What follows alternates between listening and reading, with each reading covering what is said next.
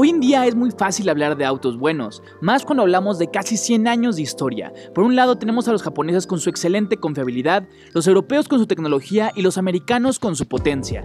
Pero llegar al tope es una cosa, mantenerse es una muy diferente. Con el paso de los años ha habido muchos autos que han roto estereotipos, que han destacado y que simplemente nos han impresionado, pero como dicen, llegar es lo fácil y en el caso de estos autos lo difícil fue continuar. Mi nombre es Alan, Life en Instagram y si no has suscrito al canal, ¿qué esperas? Suscríbete, no olvides prender esa campanita para que sepas cuando subo un video y no olvides darle like a este para que lleguen más entusiastas como todos nosotros.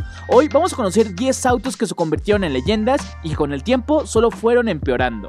Para empezar este listado, hay un auto que seguramente muchos entusiastas aman y que hasta hace poco tiempo era de mis favoritos. La Jeep Wrangler, sí, esa Jeep todoterreno que alguna vez fue pequeña, divertida, barata y perfecto para entrar en cualquier tipo de terreno, hoy en día solo es una sombra de lo que fue años atrás. Con cada año y más regulaciones, así como más tecnología, estos ya son grandes, pesados y extremadamente caros. La muestra clara es que hoy en día la mayoría de la gente no usa sus Jeeps para ir a la ruta, sino los utiliza para ir al supermercado, porque la mayoría se asusta de maltratar su camioneta y sinceramente los materiales no son tan resistentes como antes. Claro, a menos de que tengas una muy modificada, ya que está probado que las nuevas Wrangler tienen problemas de suspensión y de soldaduras en el chasis. Detalles que han herido a una comunidad en donde hoy en día las camionetas Jeep son más compradas por moda que por lo que realmente ofrecen. Y claro que tenemos que pasar de una leyenda off-road a una leyenda de rally.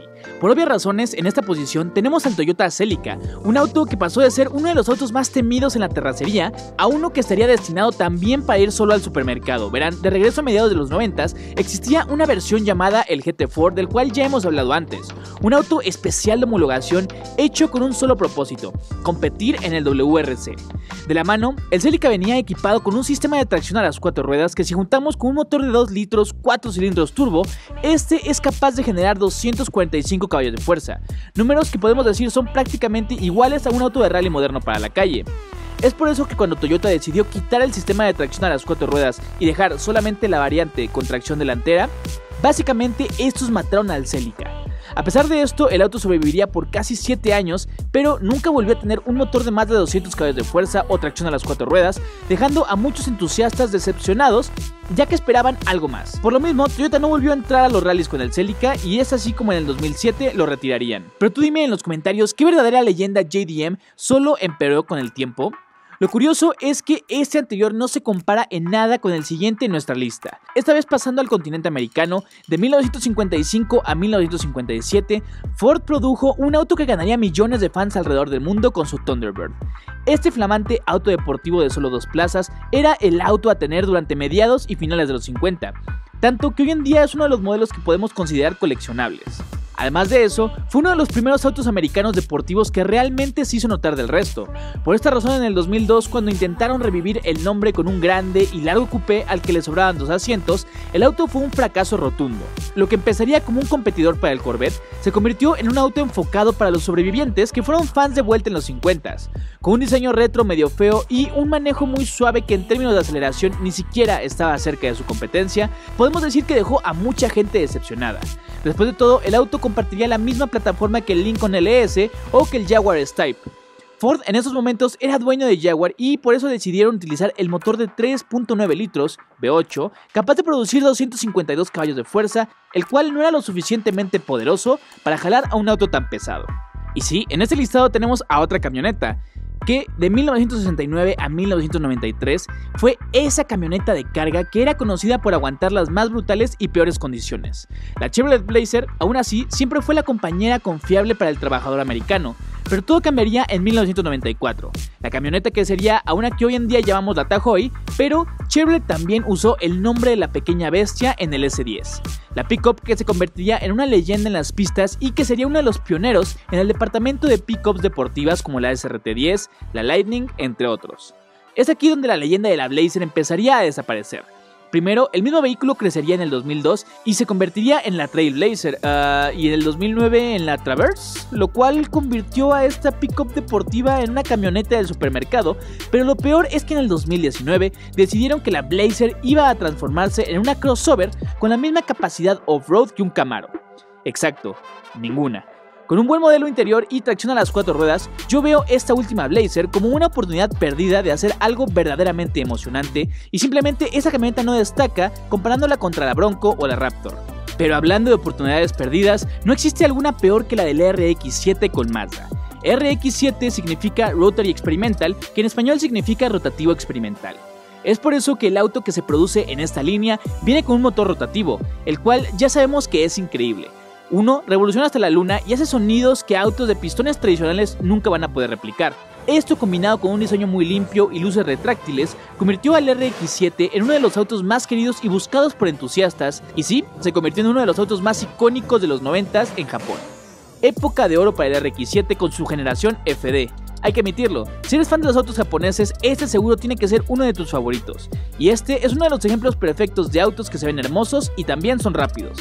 Pero cuando Mazda reveló a su sucesor el RX-8, bueno, las quejas no tardaron en llegar, y es que en un principio ni siquiera eran autos de la misma categoría.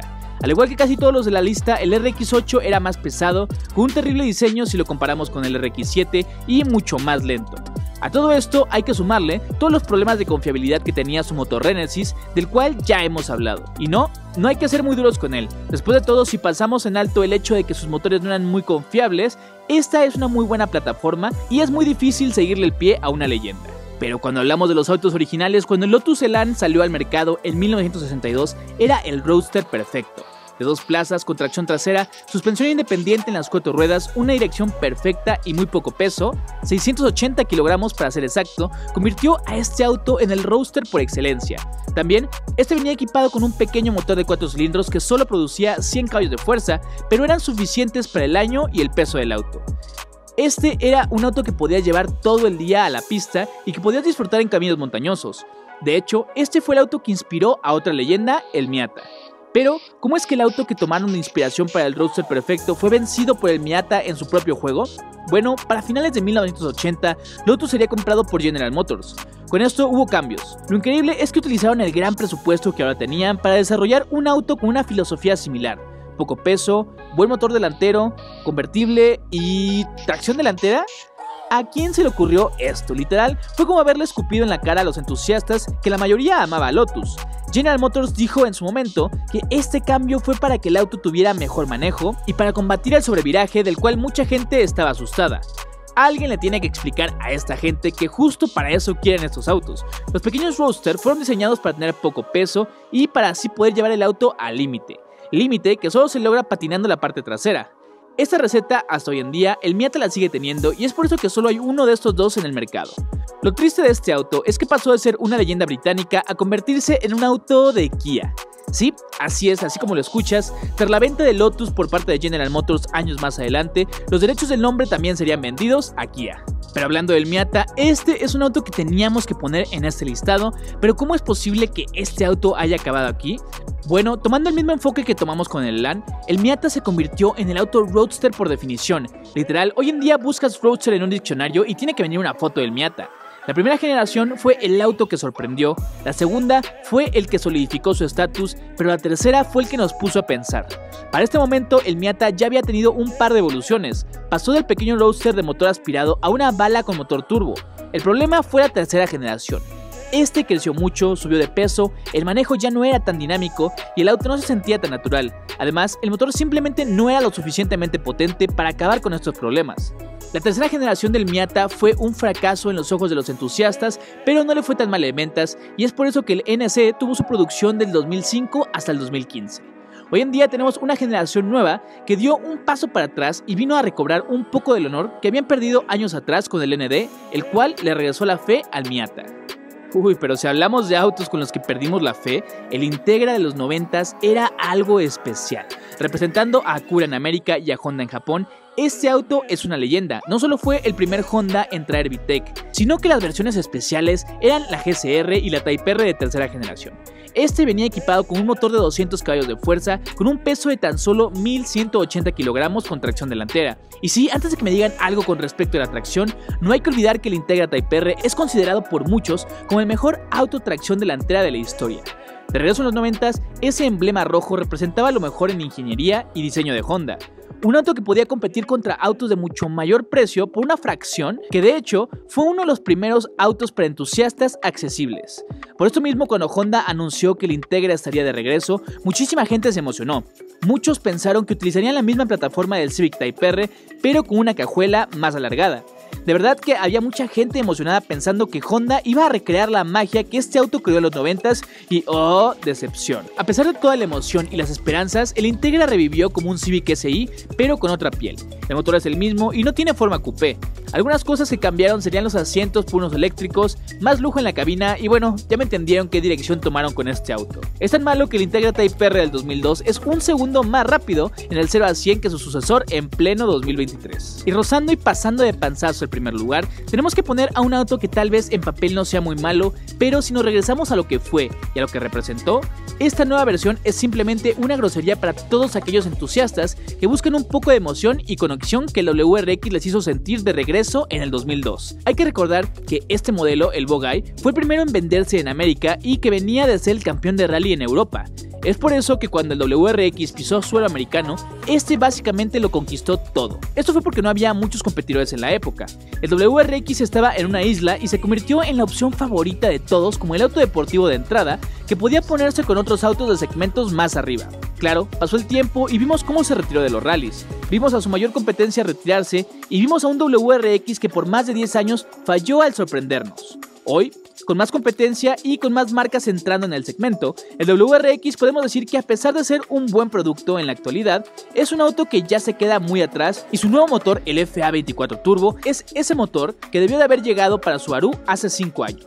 El WRX ya no es un auto pura sangre de rally, hoy en día es un utilitario más con características deportivas que también puedes llevar off-road. Pero para terminar este conteo, tenemos a la que fue la mayor decepción de toda la historia, un auto que fue una leyenda y que poco a poco fueron matando con los años. Nacido en 1989, el Mitsubishi Eclipse es ese auto que se convirtió en leyenda y que así de rápido como llegó su fama, así de rápido se fue.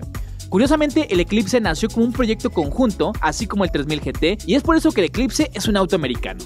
Pero para poder entender mejor al Eclipse hay que saber de dónde viene, y esa es una historia muy rara, ya que es el primer auto JDM entre comillas, que nunca se fabricó en Japón y logró estos estándares de popularidad para mediados de los 90s.